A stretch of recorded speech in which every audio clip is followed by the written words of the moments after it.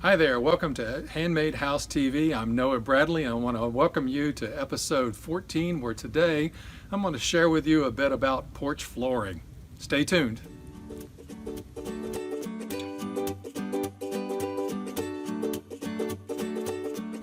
Okay, today I get the privilege of just kind of hanging out on the front porch of a log cabin. It's not a bad place to spend the day, that's for sure. Everybody needs a nice front porch on a house. I want to talk to you a little bit about porch flooring. I always frame up my floor system underneath porches with brand new pressure treated lumber. It's a great rot resistant wood. I know it'll hold up well with no bugs eating it. But it's ugly as can be. I would never consider using it as a flooring. And also the splinters are nasty. If you ever were to get one in your foot, it stings for quite a while. The toxins in that wood that repel bugs also tend to hyperactivate our nerve cells as well. Also, I have found out surprisingly that it doesn't hold up that well, that I've replaced decks on people's houses that were built 5 to 10 years ago and rotted. And so when I'm building log cabins, most people do not want to go with a painted floor system. They want to go with a natural look. On my own home, the most recent one I did, I had dreamed of for years of using a species of wood called Ipe, and it's spelled IPE, and that's because it is a natural wood that is highly resistant to rot. It is so dense that it will not float in water. You need to use carbide tools in order to cut it. You need to pre-drill every hole because no nail will go in it without bending, first of all. And I have heard tale that they have found ipe trees in the rainforest that has been laying on the ground for 100, 150 years showing no rot whatsoever.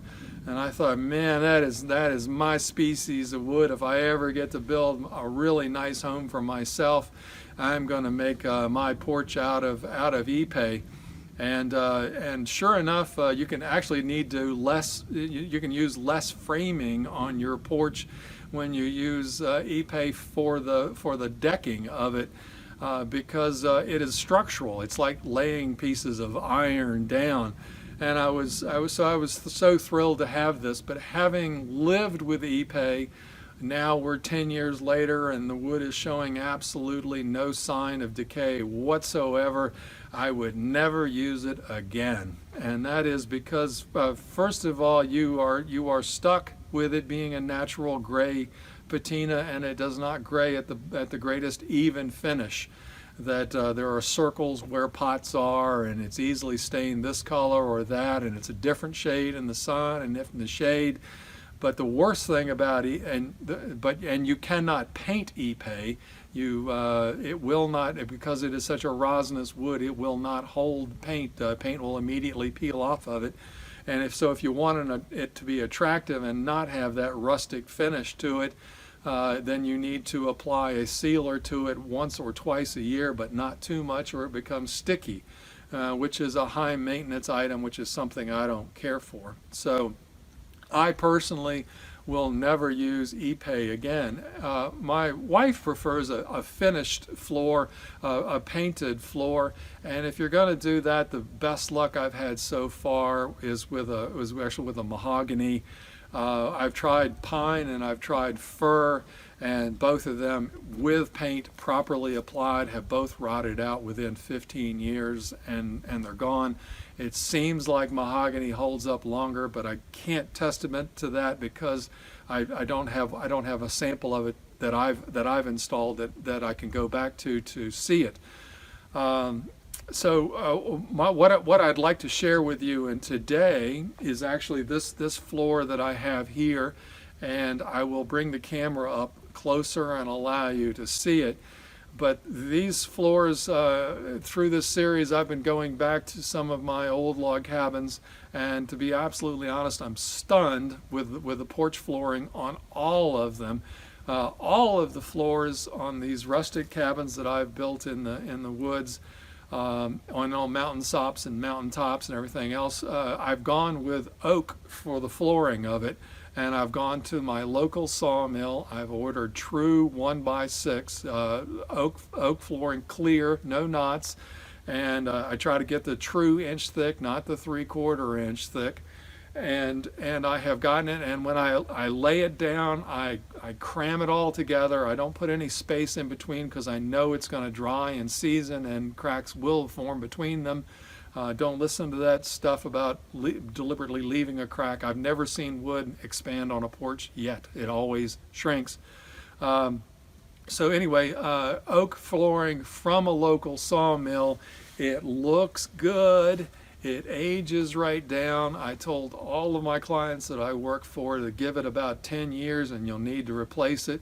But because it is so cheap, because you buy it from a local sawmill, it is by far the cheapest that you can possibly put down.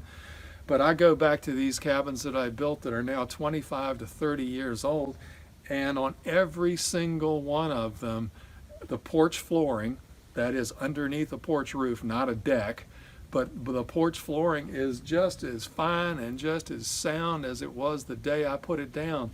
There might be a little bit of wear to it. It might show a little bit of age, but in my opinion, that actually looks better on a log cabin. So if you're after a rustic appearance for your porch flooring, I highly recommend that you go with framing out the floor framing system with pressure treated lumber, new lumber, and then hide it all, cover it over with a band board and a top with oak lumber that you buy from your local sawmill, and you won't regret it. So anyway, this is Noah Bradley. That's it for today's episode of Handmade House TV. Thank you guys so much for staying tuned. I'd like to thank 4 more people who have signed up with the Handmade House Academy: Christine McGee, Shed Balzano, Wendell Cover, and Dwight Ritter. Guys, thank you so much for signing up with the Academy. Thank you for those words of encouragement and praise and what the value you got from the Handmade House course. There is so much more information and more neatly packaged into a tight bundle within the Academy than what you'll ever find in these Handmade House TV episodes. I'm really enjoying doing these handmade episodes, but they're just little seeds or little tidbits of the condensed nutshell of 8 hours of me sharing something that will give you the best house you can get at the lowest price and will encourage you to achieve a home that will be a legacy for you in the future. So come see me on handmadehouses.com. I got tons of free information over there, more free videos.